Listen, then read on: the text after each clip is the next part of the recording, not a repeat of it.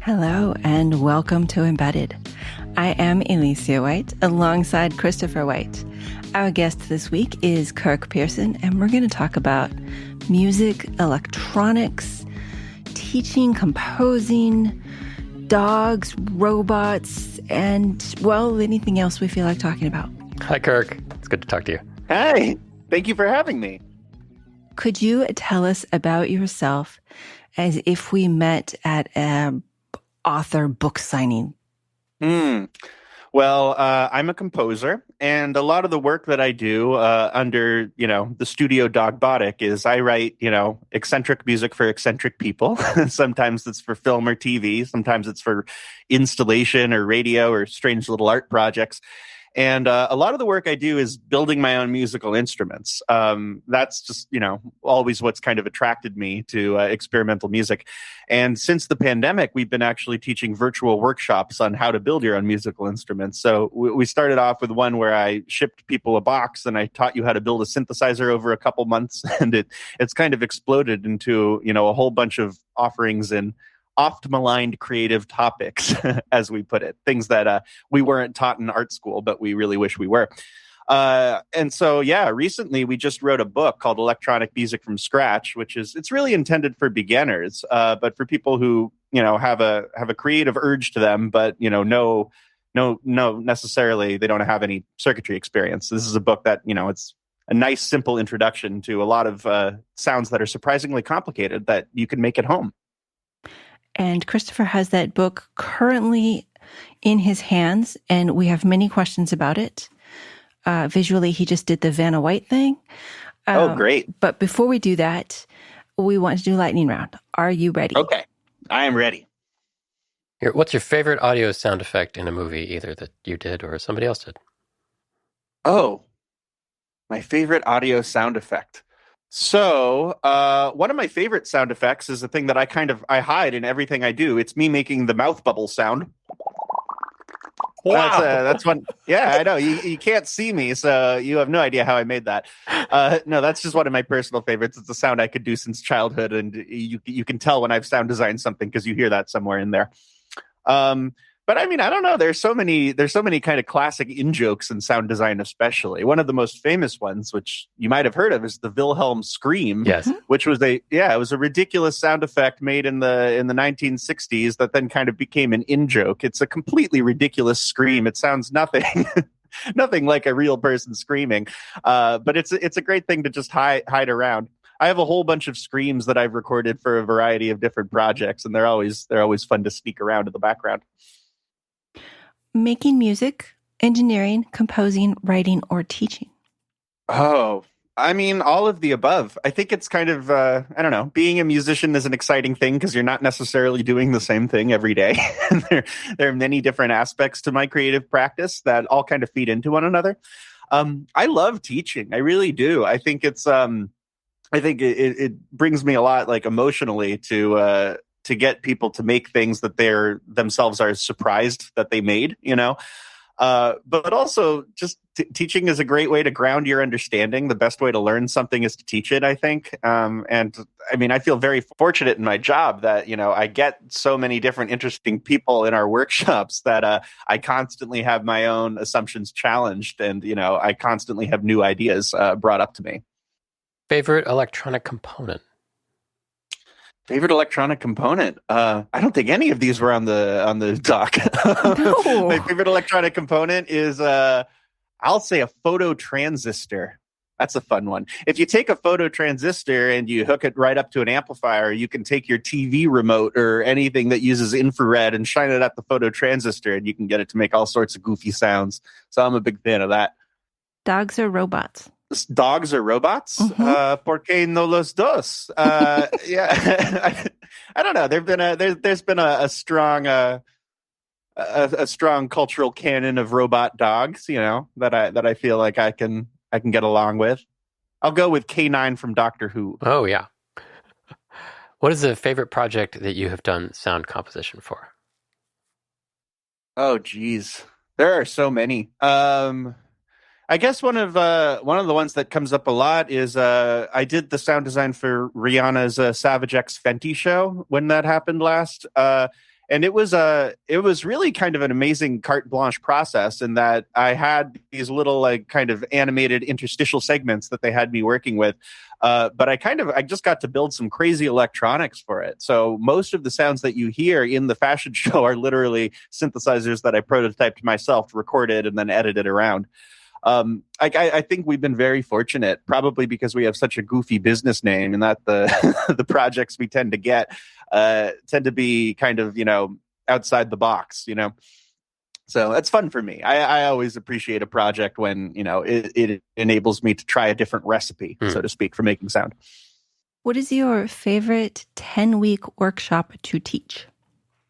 Oh, okay. So currently my favorite it's one that we call A Sound Forager's Guide to the Virtual Studio. It's really hard to pitch. It's effectively learning how to make music on your computer, but not in the way you anticipated. So it's you learn a whole bunch of musical processes that you wouldn't think are musical. For instance, we build an echo effect in a spreadsheet. We do a whole day where we convert sounds into images, Photoshop the images and convert them back into sounds. And you can learn how you can accomplish a lot of audio processes visually. So, I really like teaching, it gets really nitty gritty of this is actually what your computer is doing when it does, a digital signal processing thing. But it's done so in a way that, it's pretty intuitive for people to figure out and actually, gets them to wrap their head around. Like, for instance, it's much easier to think about a denoising process visually than it is sonically, And so I really appreciate that. But yeah, we have our final class next week. All of the students have written their own little found sound composition. We're going to take a listen. We're going to release it on a CD. So it's a ton of fun to teach. We continuously get really cool people. I don't know how we're so lucky, but it's great for me. Favorite fictional robot? I have 3 for you. I thought long and hard about this, Christopher. My 3 are, because I didn't want to say R2-D2. It's too obvious. So my 3 are: one is the Techno Trousers from Wallace and Gromit, which certainly is a robot. It can participate in a jewel heist. It's very multi-purpose. My second is Mecha Godzilla. Mecha Godzilla, you see, is additionally scary because he's not just a large lizard; he's also a robot. I don't know why that was an additional thing they had to throw at you, but somehow it was.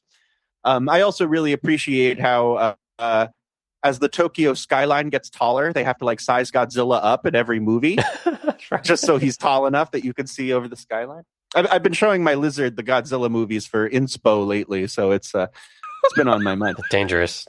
And the third is the fembots from Austin Powers, who were responsible for great awakenings from myself as a 10-year-old, but also just a good robot. And do you have a tip everyone should know? A tip everyone should know. This is one that I learned from the music world, but I actually think extends really well into any world you might be working in. If you're improvising and you make a mistake, make that mistake more than once. That's jazz. Yeah, lean into it. If you do something by accident, just make it not an accident. It is very possible to do.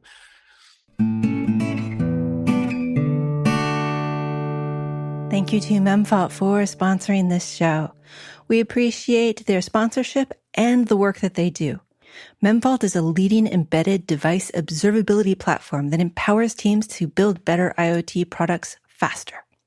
What that means is that if you have just realized that you're going to build 5, 10, 100, 50,000 units and you need to keep track of them, they'll let you create your own dashboard to observe how your system is doing in the field. Memfault gives developers a more scalable and sustainable process. This accelerates the time to market and de-risks product launches. You can cut product costs and deliver more high-quality software. Trusted by leading brands such as Bose, Lyft, Logitech, Panasonic, and Augury, Memfault improves the reliability of devices across consumer electronics and across mission-critical systems, such as access control, point of sale, energy, and healthcare. Thanks again to Memfault for sponsoring this show. Check out memfault.com and the Interrupt blog, which is filled with incredible amounts of information. Christopher, what page are you on the book? I'm on page 124. Of Make, Electronic Music from Scratch, A Beginner's Guide to Homegrown Audio Gizmos. Kirk, I believe that's your book? Indeed it is. Could you tell us about it? Yeah, so Electronic Music from Scratch is kind of the result of me teaching these workshops for many years. It's a book on how to build your own electronic music instruments at home. If you've ever wanted to build your own synthesizer, drum machine, talk box, or whatever, this is the book for you, or at least that's what I'm supposed to say. Truthfully, there are a lot of great musical circuitry books out there, but I really try to ground the workshops in this a lot. I am a composer. I'm not an engineer. I know my stuff from doing this, right? But the goal of mine was always to make sound more so than to make a thing that was technically super complex. So I think that that's really the strength of this book, is politically where it's coming from is, it's from the angle of someone wanting to make sound more so than anything else. So really the goal of it is, to get you to make a working thing as quickly as humanly possible. I just flipped forward to page 124 because you brought it up and I was curious what was on there. But it's a great project. It's the Electro Cricket. It's a really kind of straightforward project, but the idea is you make a little circuit that sounds shockingly like a cricket. And the way it works is really kind of beautifully simple.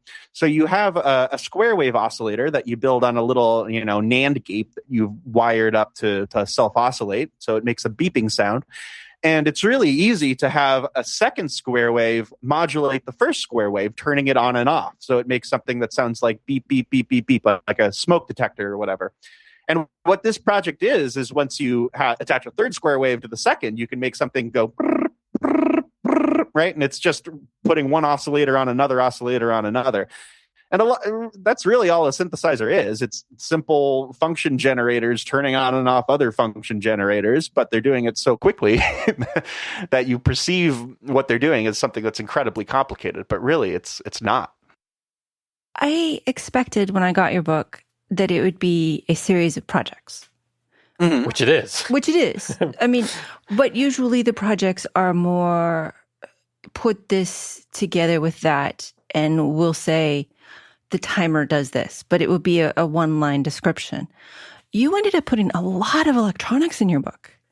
Yeah, I think a thing that I probably say to the point where it's kind of cliche in the workshops, but I really try to encourage people to think about the electronic components like paints in a paint box, and you'll start to realize that when you swap out a capacitor or something like that, it really does dynamically change the sound in a way. And so, I tended to not respond very well to really prescriptive art classes, where at the end of the day, you will be making this project and that's what you will walk away with.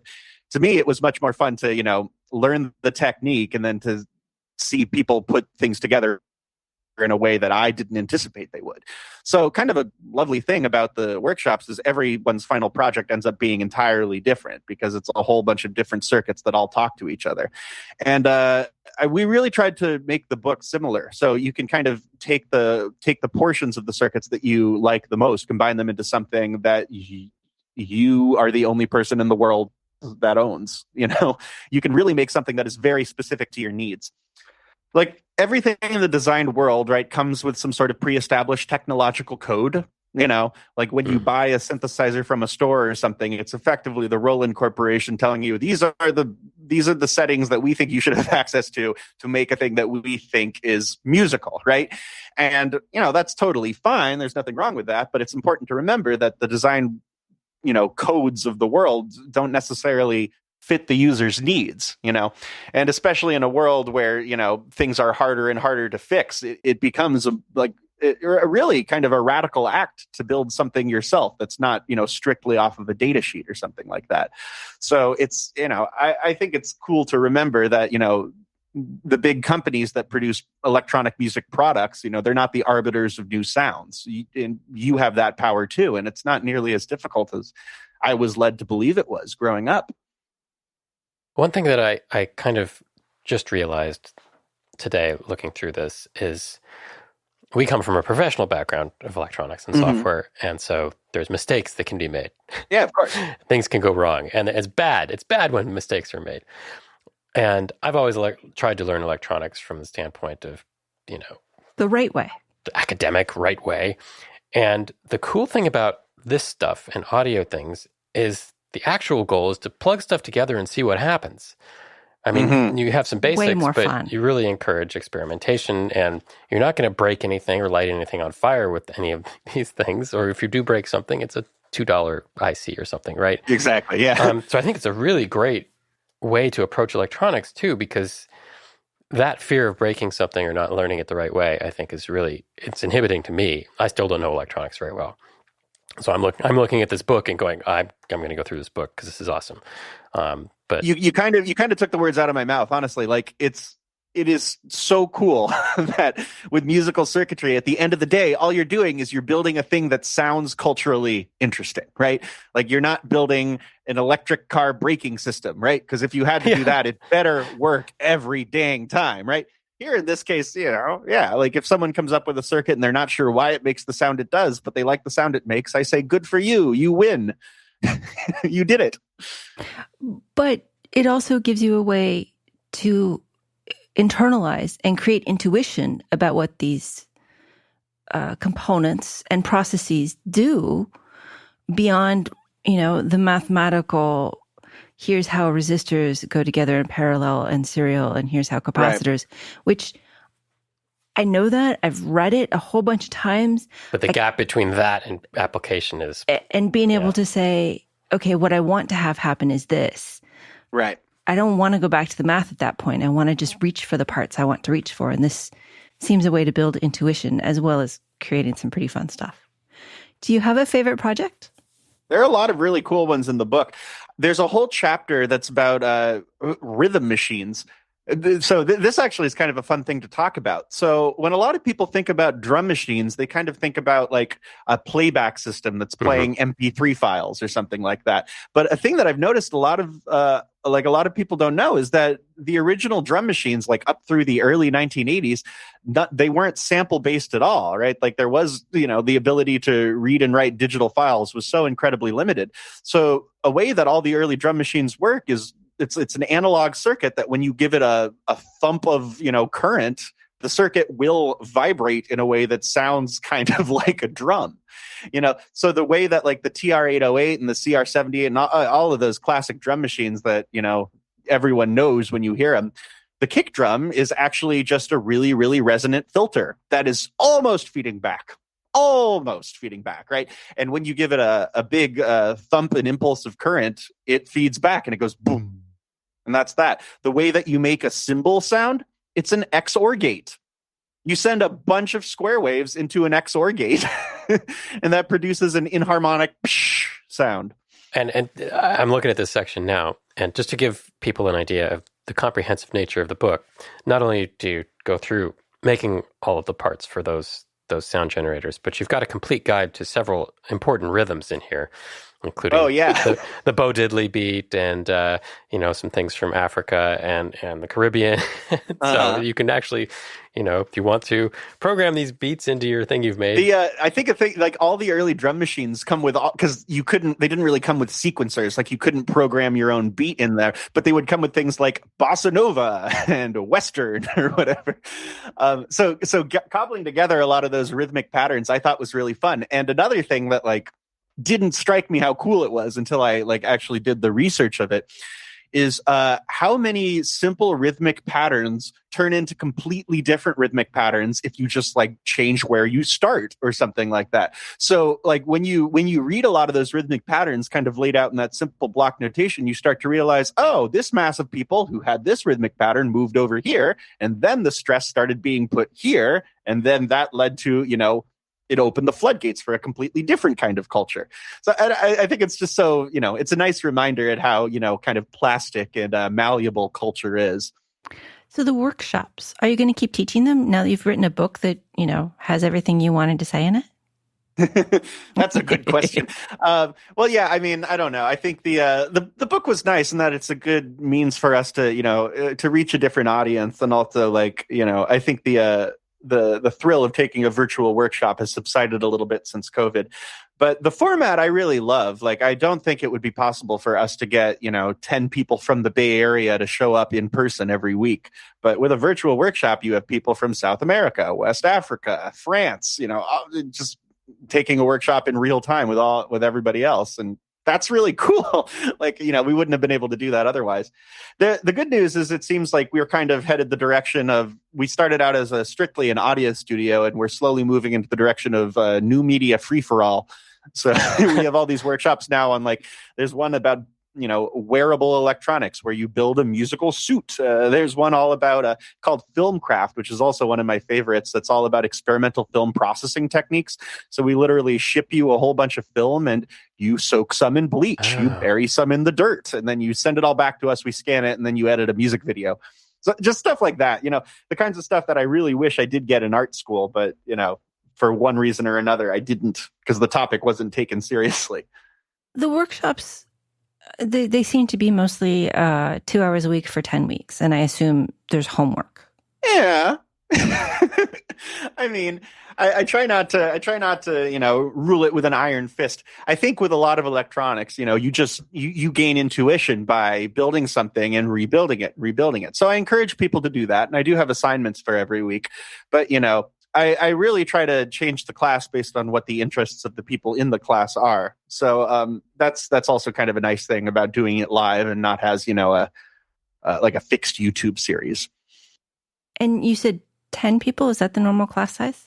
Yeah. Yeah, I'd say it's about 10. I think like the absolute max that we do in a class is 15, but that's rare. We really try not to do that. Like, we really do find the value of the class is, it's nice to have someone there that you can ask questions to. And also, like, as I'm sure everyone listening to this podcast knows, if you've ever tried to learn something technical on the web, it's not great. And yet it's better than just having the art of electronics. That is sure. No, that's fair.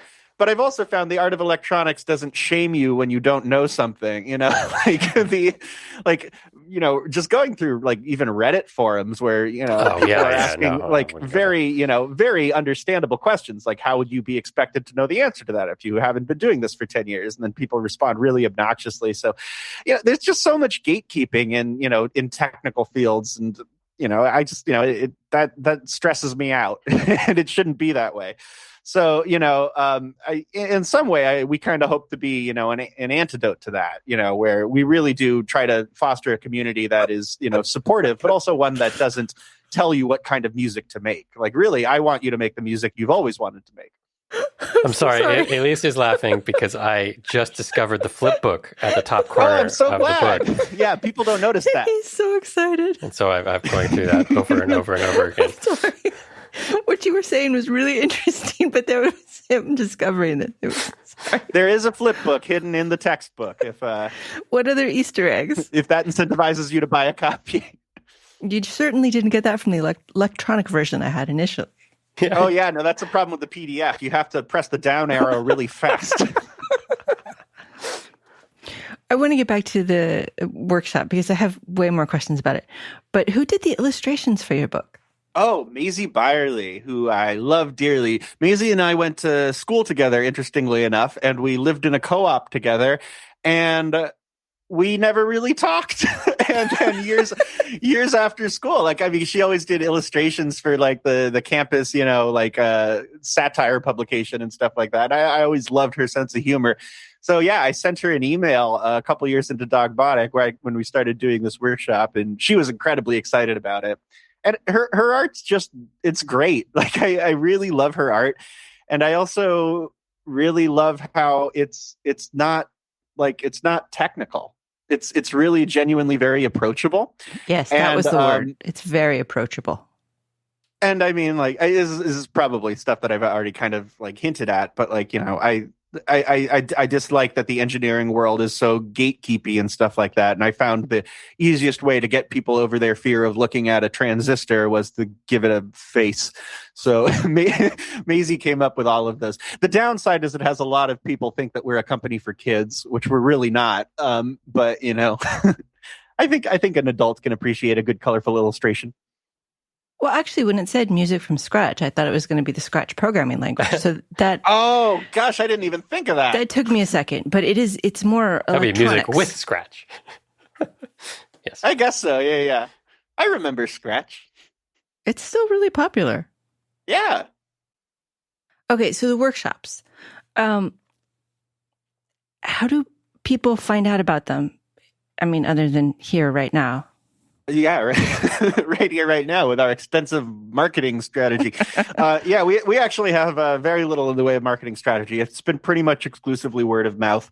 And yeah, I don't know. I think the people that take the workshops, they tend to either come from a technical background or a completely non-technical background, like a very creative background. We, for some reason, have a ton of puppeteers that take our workshops. I don't know why, but I'm elated that that's the case. Like, I think, yeah, to me, it's exciting to me to, to explain technical things as a means to doing something creative. So I love it that people end up coming up with projects that are things I would never think of, because they're just approaching it from a completely different world than how I approach it. And that's, that's the dream. I don't even know if that answered your question.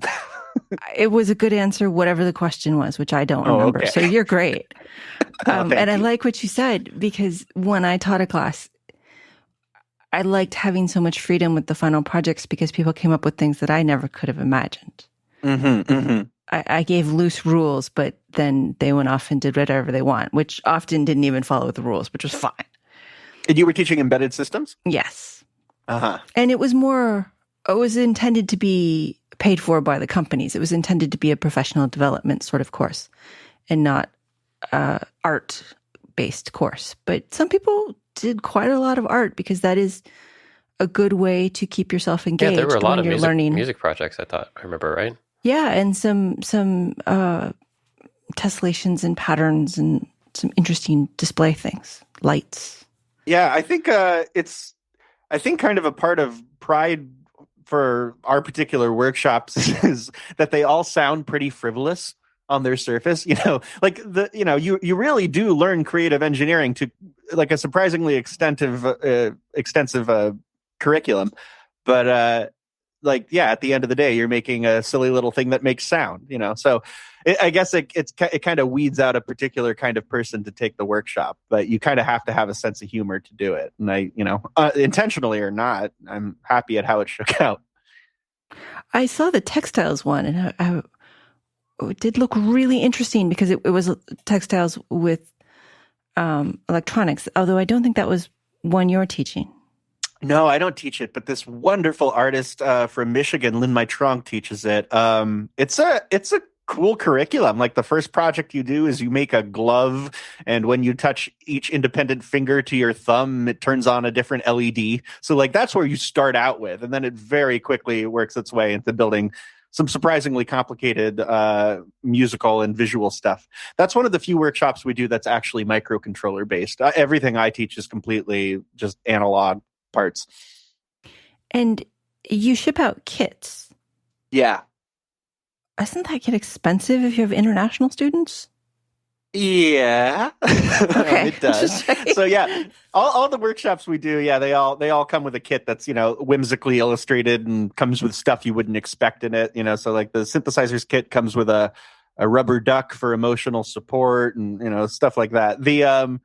But yeah, we pack them all ourselves. We ship them all ourselves. We've done so for literally thousands and thousands of boxes. But yeah, it's kind of, I guess, it's kind of like, yeah, part of the brand, I guess, is, it is hard for a lot of people to find the parts themselves when you're new to something. And, we understand that. So we just bake the parts into the price of the workshop themselves. So, because it would be weird otherwise if you sign up for a thing and then we're like, okay, go get these 20 chips. Yeah.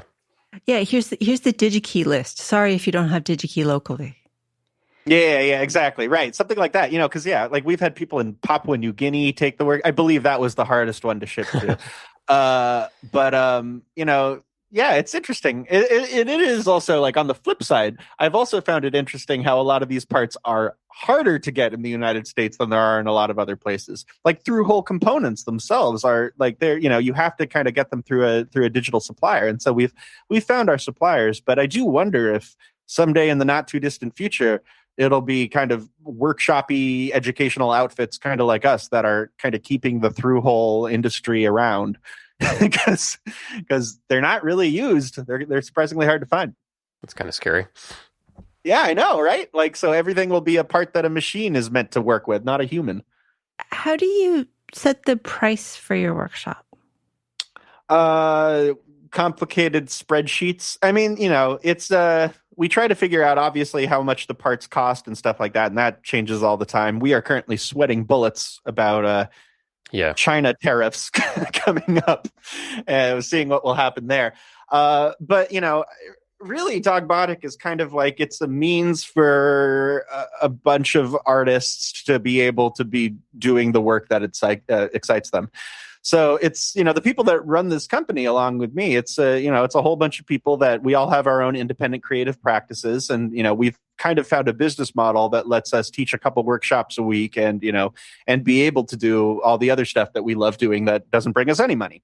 So, and I think, I think that's kind of a lovely thing. It's kind of like it's a way to redistribute money among artists. You said allows you to do other things, except you also do composing for. Yeah. I mean, you mentioned Rihanna. I assume you didn't do that for free. No, we didn't do that for free. But I mean, the commercial projects, I do love doing for a variety of reasons. I think. Like one of the questions that you sent me in the thing before is kind of like, how would you describe your career? And I think like a big motivator for me is just, I love the craft of making sound. And I kind of felt like even though I went through conservatory and all that, where I honestly got a lot of flack for trying to turn that into my job, and opposed to just, doing it for the love of it. But I really do love like the technical process of composing and sound designing. And, it's I do think of it as kind of part of my creative practice. But the art projects that I do for fun that, don't make any money, those are still a thing that are important to me. And so I try to keep those along in the background. And the whole idea of Dogbotic was really coming up with a system that would allow us to take commercial work and then ultimately channel that into things that are, kind of, dare I say, more altruistic things that are, like art projects or workshops or stuff like that. Teaching is very different than engineering. I just Sure. go teaching. I like writing. I like engineering. Turned out I didn't so much like teaching. Oh, really? I mean, I like mentoring in smaller groups, but the larger group, it was just too much for my introverted self. Mm-hmm. But these are different skills and different interests. Yeah. How do you balance them?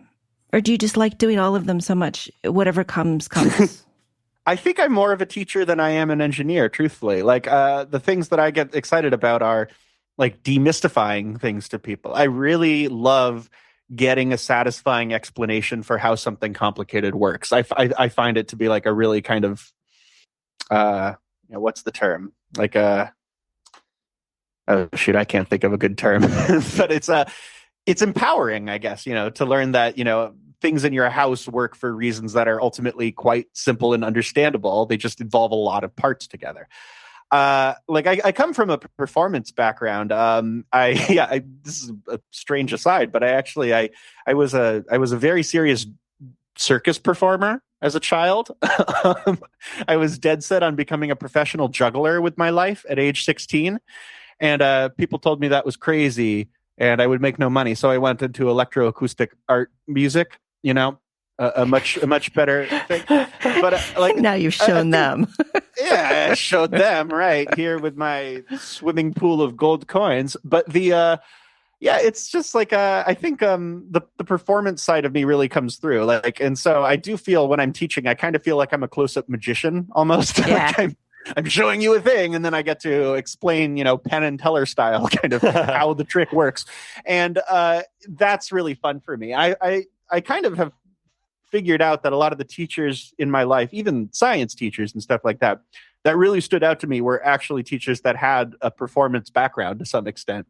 So I think about teaching really like I think about storytelling. You know, there's a way that you can set up a lesson that provides like a lot of satisfying, you know, reassurance, and also answers questions that you set up in a particular way. So yeah, so I mean, I kind of script all my classes, you know, so they kind of hit all those beats. Because those are the kinds of things that I know I responded really well to as a kid. And, you know, I always loved learning. I really do. And I always kind of had a problem with school. So I think that's kind of where I approach a lot of the stuff that I do. Well, and the storytelling makes so much sense. I love storytelling. And that part of teaching was lots of fun, but the performance aspect... it's grading. Yeah. I can see how some people love it. For me, it was not a great thing, even though my students were fantastic and I loved what they were doing and I liked talking to them. But then afterwards, I was so exhausted, I could do nothing. So it was just a difference. And well, do you feel that way with podcasting? Oh, yes, I do. Okay. Just thought I'd ask. So the secret to podcasting is I end every podcast like kind of soaked in gross sweat. Oh, no. I like talking to people. I like being able to ask people questions, and especially and getting to know people and all of that. But yeah, there is an aspect to this, even though it's not visual, that at the end I am pretty wiped. Oh, that's actually kind of a shock to me. I think you sound like a very natural podcast host in all the episodes I've heard of this show. Well, I mean, I really do like talking to people, and at the show notes, putting together the outline and doing a little bit of cyber snooping about people, reading the books. I love all that. Mm-hmm. But as soon as we're done with this, it mostly goes into Chris's ball, and I interact with the listeners, but I don't necessarily interact with them about specific episodes, because that just freaks me out. Yeah. Oh, okay. No, I get that. I mean, somebody will say, good job. And I'll be like, yeah, it was a great job. I don't even want to remember. Yeah. Truthfully, I get insane stage fright when I perform in most settings, you know?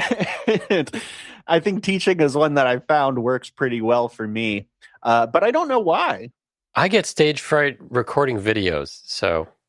You know, because you're going to post them for other people to see. Yeah, but I've got an infinite number of tries, so I don't know why it makes me red light. The red light is on. It's like, oh no.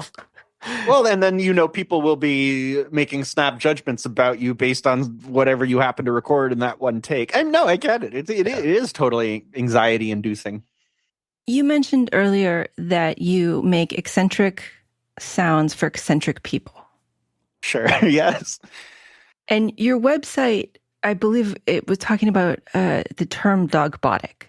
That you combined dog and robot, and that was silly. And people constantly tell you that is silly and dumb, and those aren't the people you want to work with. You want to work with the people who laugh. Yeah, I guess so. Yeah, I mean there are a lot of like sound companies out there with just incredibly generic names. I'm not going to list any of them, but like just really incredibly generic names. And I wanted to, get the kind of jobs that you would need a sense of humor in order to, you got to have a sense of humor to hire Dogbotic to do your campaign or whatever. So, I'm really kind of happy that, that has resulted in some pretty eccentric stuff. And also just a lot of times people approach us and, just say, hey, do what you do, which is just, that's always the best. Yes. Yeah, but then they might not like what you do. Yeah. But, but at least the first try. At least it gives you some idea that they know about you. And it's like, I want whatever these people do, they're going to. Yeah, making people happy is hard, but we found a way to make it work. Okay, back to the classes, workshops. Right now, they cost $500 to $600 US, and these are mostly people paying for them. It's not really something companies pay for because they want those skills. Because while those skills are super useful and probably should be paid for by the companies, the way the workshop's pitched is more art-based. Not a criticism at all. I think that is the best way to do it. None taken. Yeah. But how much do people fuss about the price? I mean, people fuss about the price when they don't really consider what they get out of it, I guess. But, it has been fewer and fewer people. I think, when you realize that you get, it's like 20 hours of content, plus you have unfettered access to a professional that does this work for, months on end to really fine tune what you're doing. I think it seems a lot more reasonable. But also the price of the workshop includes shipping and all of the parts. And we also have a financial aid program that's, counted into all that. So, the model that we tried to make was basically, if people can afford the $500 price tag, that ultimately pays for 2 other people to take the workshop. And, that's, we feel good about that. I would love for everyone who wants to learn how to do this stuff to be able to take it at no cost. But, this is what we have to charge in order to keep the lights on, we found. It totally makes sense. And for us, it was the same, that there were seats for very reduced prices. Free ended up being kind of a problem sometimes because people didn't take it seriously, but right, very reduced prices, people did end up taking it seriously. Yeah, it's I don't know. It's the psychology of marketing seems to be absolutely bizarre, and we don't understand it, and that's why we're the size we are, I guess. But also, I think it's I think there is some legitimacy to working at the scale where we're working with 10 people in a workshop and stuff, where it really is quite intimate, and there's no second guessing what the intentions are. It really is to make art that you haven't made before, and that experience. Let's stop just making things. And a community to build with, yeah. Yeah. Let's find the people and have the experience in the community, and making the things is valuable, but it's the information it's the information we learned along the way. Yeah. That's exactly it. That being said, some people have totally gotten their big company to pay for their seat in some workshops that are even less technical sounding than DIY synthesizers, like one called Ear Retraining. It's a workshop I teach about media theory, where you build your way through 20th century communications. So we build a phonograph, you build a radio, you build a little sampler out of a circuit bent greeting card, and then you kind of talk about how to misuse all of those media so they make sounds that weren't intended. So stuff like that, where it doesn't have an obvious usage, but they're really all the tiny little lessons that I've gleaned throughout the years of being a professional composer, and the ones that really stuck with me. So I feel very fortunate that, I have an outlet for that. Companies, managers, people should realize that any learning you do is good practice for more learning. Yeah, if only you ran the world, Alicia. It'd all be different. Not better, it would but all different. Be better. Yeah. Oh, I think it would be substantially better. I would like having a technically literate person in charge of the world. I wanted to ask, because we have a lot of artists and musicians on the show who get into electronics later in life or after music education. You mentioned you went to conservatory. How did you teach yourself electronics? Yes. And can you tell me how to teach myself electronics as somebody who should already know?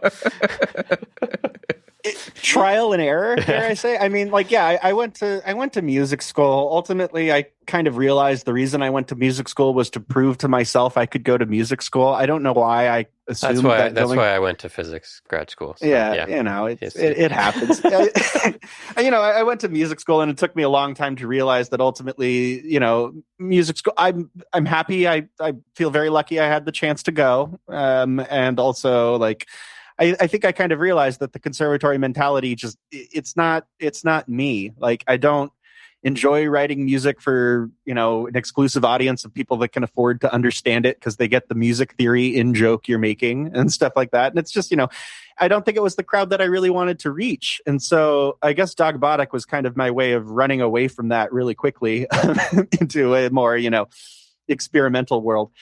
And, how to teach yourself electronics. I mean, audio is a great place to begin. Circuit bending stuff is a great place to begin because you're bound to get something interesting out of it, and you don't have to know how something works in order to break it. Mm-hmm.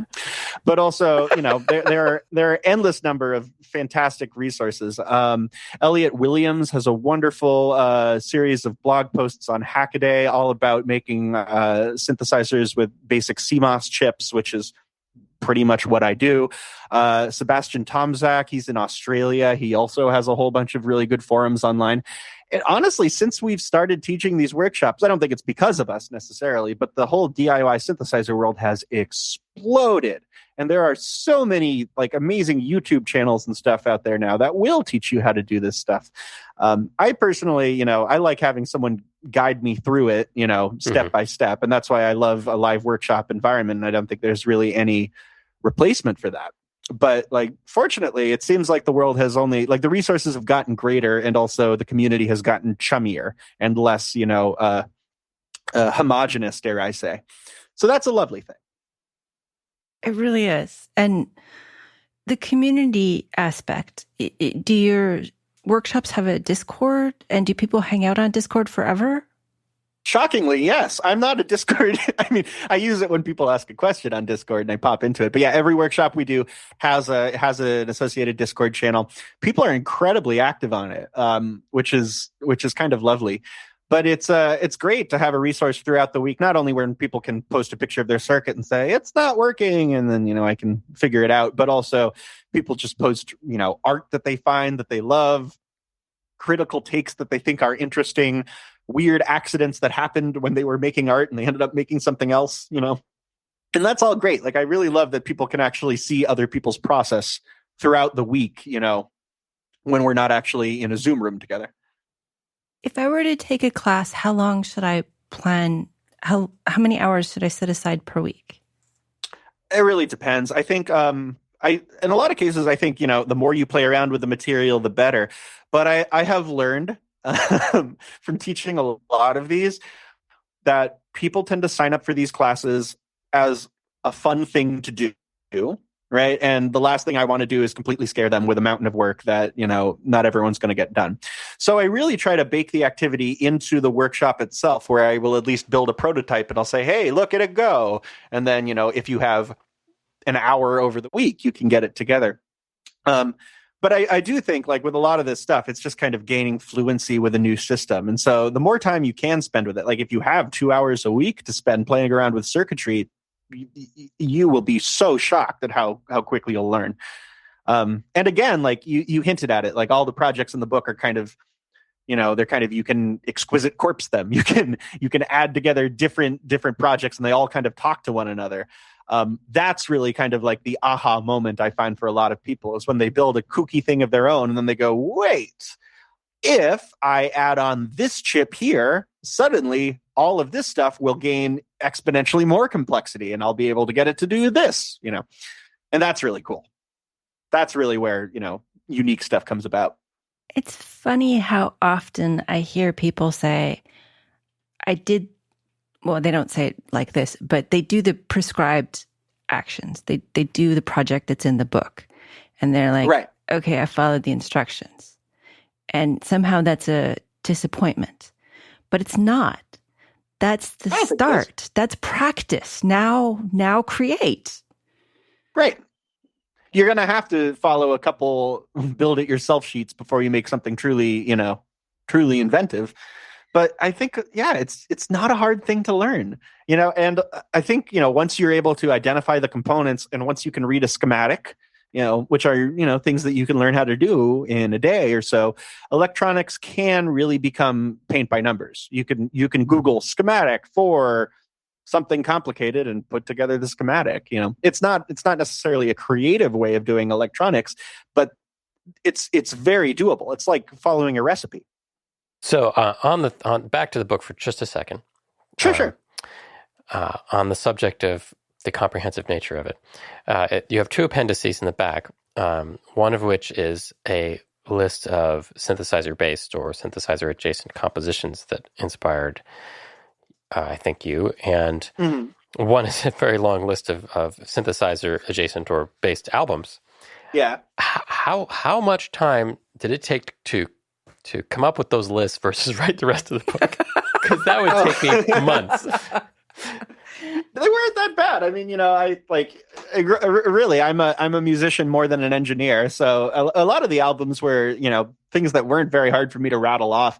The hard part was trying to ensure that there was, diversity of countries in there. And, there really is quite a bit. So some of them were, they were all albums that I knew prior, but it did take maybe, a couple hours of drafting to get it to 70. I don't know why I picked 70. I should have picked 75. Makes more sense. I'm just excited because I only know like 30% of these, which I'm a musician too. And so I'm like feeling like, why don't you know these? Well, yeah, there's some esoteric ones out there. But I think that's kind of the exciting part is just remembering that, hey, there are a lot of bands out there, Don't worry if you think no one's listening to your music, there are a lot of other bands that no one's listening to as well. So, that's a comforting thought. I mean, it kind of is.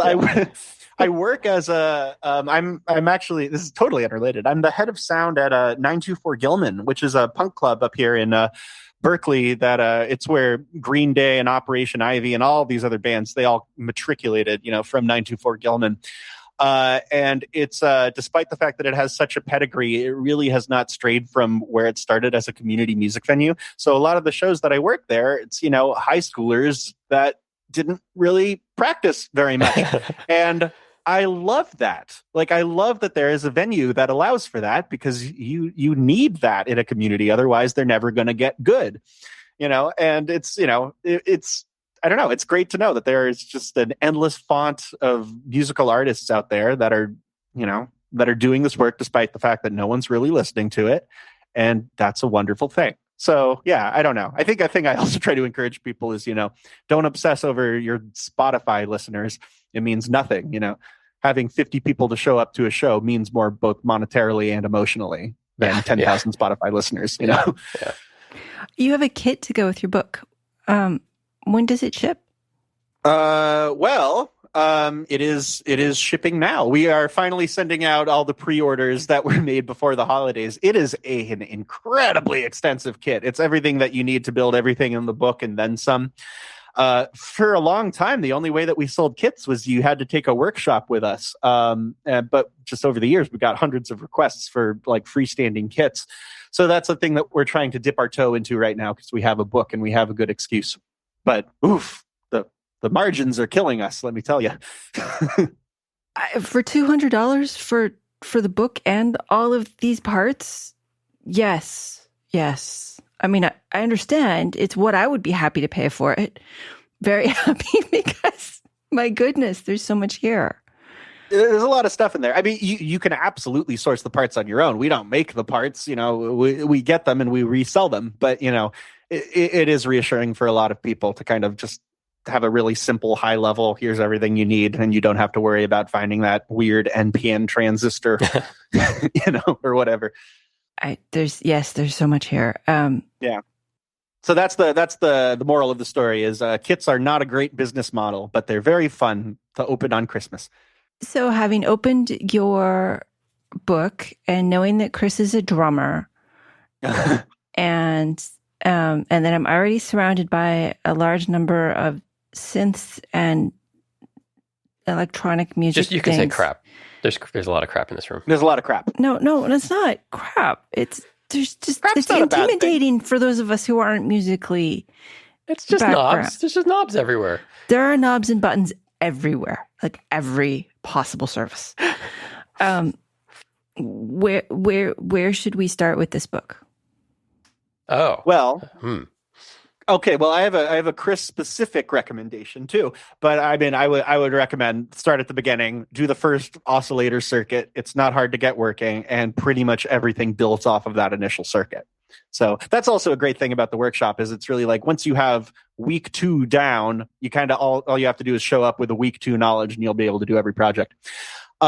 Chris, so fun story.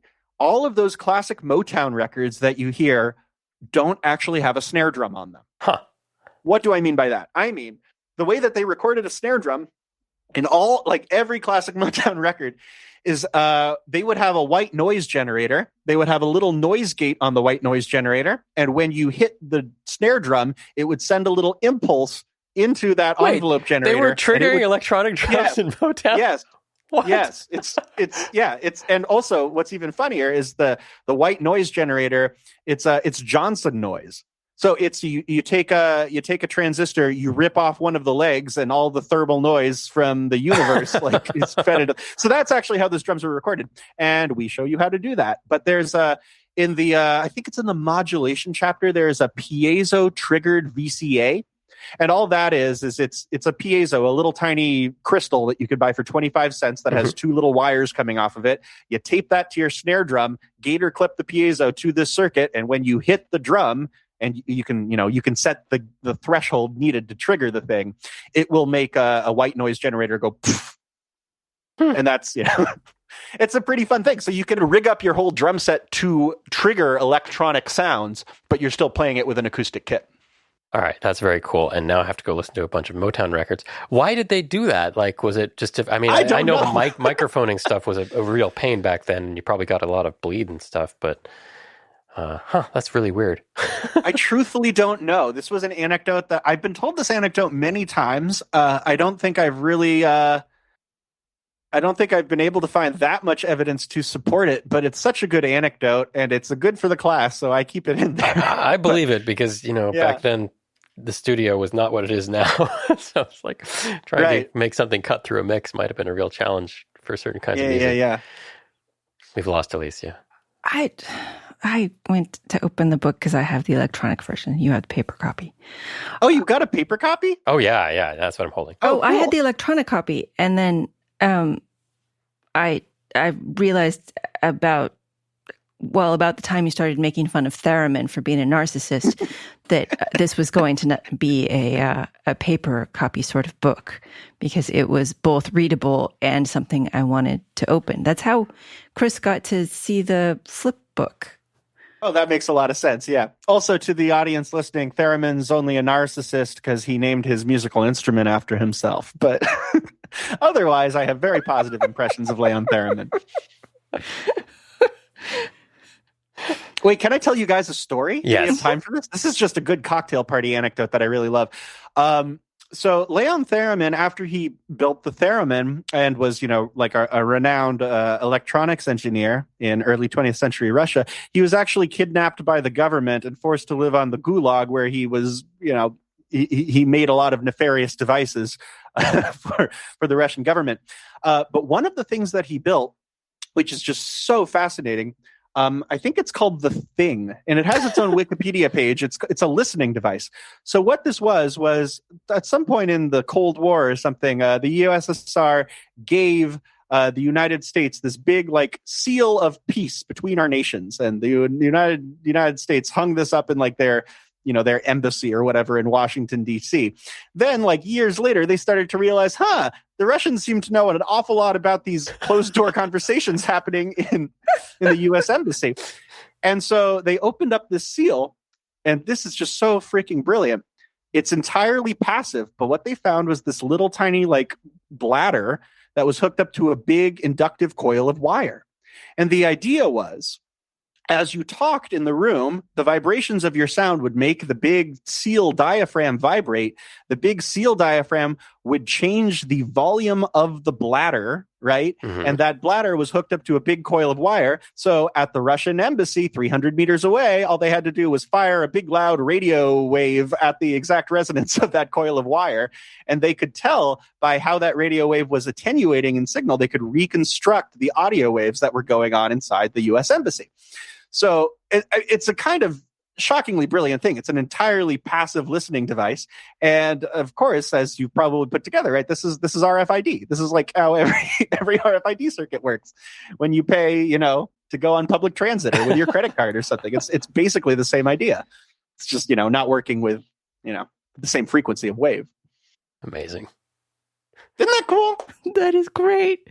Leon Theremin created this amazing spy device.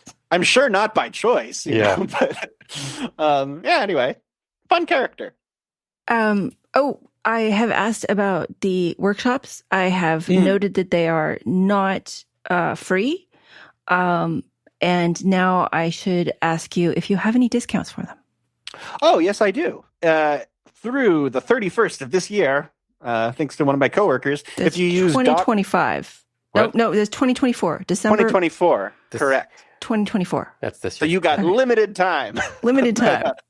Yeah, if you use Dogbot10 at checkout, it'll take 10% off, and that works for any of the workshops that we do. We have 14 workshops at this point. We're launching a new one in February about building your own radios. But come on.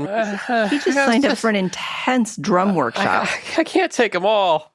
But I want to. Well, hopefully we'll be around by the time your drum workshop is done. It's really great. I mean, like I love the people I work with, and I love that the workshop offerings they're just so much more broad than anything I would be able to teach on my own, because I only know so much. But like Aisha Lowe, she's a great friend. She makes all these just beautifully inventive homemade guitar pedals. She teaches a whole workshop. Abby Aresi, who was interestingly enough actually a professor at music school that I went to, that then reached out to me about teaching a workshop. She teaches one about musical robots. So you build a little Arduino thing that plays the drums. Like it's stuff that should exist. I want more drummer robots and less missiles in the world. Well, and I have found that when I take art workshops, usually paper-based, if you can talk somebody into doing it with you, it's even more fun. Yeah. I totally agree. It's, it's good to take a workshop with a buddy, but I also find that, you meet more people by yourself. You do meet more people, right? Because you're not only going to talk to that other person, but also just like, I don't know how we have avoided douchebag synth bros for so many years. We really have. Like, there's a whole, there's a particular crowd of people that we've been able to avoid, and the people that we get in the workshops are honestly just the sweetest, most interesting people. And oftentimes, well, pretty much all the time, the coolest projects I see are because two random people in the workshop end up having some digression that ends up inspiring both of them to do something just completely off the wall. So, Kirk, do you have any thoughts you'd like to leave us with? Otherwise, I'm going to ask you 97 more questions and we'll be here for 3 more hours. That's okay. I have one anecdote. Your last one was a hit, so I'm up for it. Okay. This is a weird anecdote I've been thinking about a lot recently. So I'm going to complain about a movie that I've never seen. Do you remember the movie Yesterday, the Danny Boyle movie? Yeah. The guy wakes up and he's the only Beatles. person. He's the only one that remembers the Beatles. Yeah. And so he recreates their songs, and then he feels kind of bad about it. But then there are people who remember the Beatles but couldn't recreate the songs. And in the end, they like him a lot. Okay, there. Right. That's it. That's perfect. So I've never seen this movie, but I think it reveals a kind of deep insecurity about me the more that I think about the premise of the movie. So I kind of think like, I certainly thought growing up, right, the Beatles are great because they wrote great songs and the cultural artifact of the Beatles is great. Whatever. That's a very standard thing to think. And the whole movie is based on that premise, right? Have you heard the songs? Stop. Revolution 9, you kidding me? Are you on the dance floor yet? No, but that's kind of the model I was taught to think about culture, right? This Starry Night is a great painting, and that is why it is famous. Now, when you start to think about the premise of the Yesterday movie, you start to realize, okay, one, can you imagine She Loves You, yeah, yeah, yeah, like making a crowd of teenagers incredibly horny in 2018 or whenever that movie came out? No, you can't. She Loves You, yeah, yeah, yeah. I want to hold your hand. Right. Like, it's just like, no, you obviously would not have that kind of reaction unless the Beatles were in the context they were in, looking the way they did, presented in the medium they were presented in. That seems so obvious.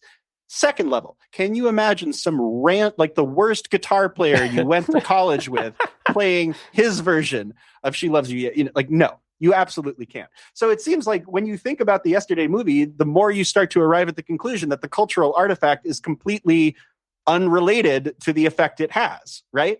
Like, this guy's cover of the song, despite the fact that it's a good song or not, right, is not going to have the same impact. And I think that that's kind of a thing that, like, I don't know. I was I had anxiety about for a long time, that I would write a piece of music that was inherently great, but I really think what Yesterday proved to me, the more I thought about the movie, is that the cultural artifact is completely meaningless, and it has everything to do with context and nothing to do with content. So, I think I kind of think that's optimistic, actually. Like, it's not up to you what people are interested in, and you should keep on making the cultural artifacts that you make. Right? Yeah. So anyway, I think it's like a lot of people that I went to music school with also kind of had that mentality that music school would teach you how to write something amazing. But really, like, if you stop to think about it, I just don't think that's how culture works. Anyway, so that was my anecdote. Yeah, and I think to reduce that even further, there's plenty of pop culture that's extremely popular that most musicians and artists look askance at, and it's like, well, come on, why is everybody into this when we've got this over here that nobody's listening to? And I think, like you say, that's how culture works. And popularity has nothing to do with quality, but I also think that means you should be making your own culture. Who knows what's going to stick to the wall? That's true. The more people making culture, the better. And the culture is your goal to make a lasting cultural shift, or is your goal to make people happy right now? That's a great question. The goals don't have to be the same. Oh, and I think everyone who makes art wants to be appreciated, unless you're completely well balanced and you just don't care what people think, like J.D. Salinger or something. Right, but I kind of don't believe those people, though. Like, we've all met an artist that's like, I just do it for my own love. I don't care if anyone listens. But like, no, I do care if people listen. I'm attracted to music because I love the community that it can bring. Yeah, and so ultimately, I make music for other people. Our guest has been Kirk Pearson, composer, musician, teacher, founder at Dogbotic. They are the author of Makes Electronic Music from Scratch. Find it at your usual bookstore or online. There'll be a link in the show notes, along with links to Dogbotic and their many workshops. Thanks, Kirk. Thank you so much. This was a pleasure. Thank you to Christopher for producing and co-hosting. Thank you to Memfault for sponsoring the show. And thank you for listening. You can always contact us at show@embedded.fm or hit the contact link on Embedded FM. And now a quote to leave you with from Ludwig van Beethoven. Tones sound and roar and storm about me until I have set them down into notes.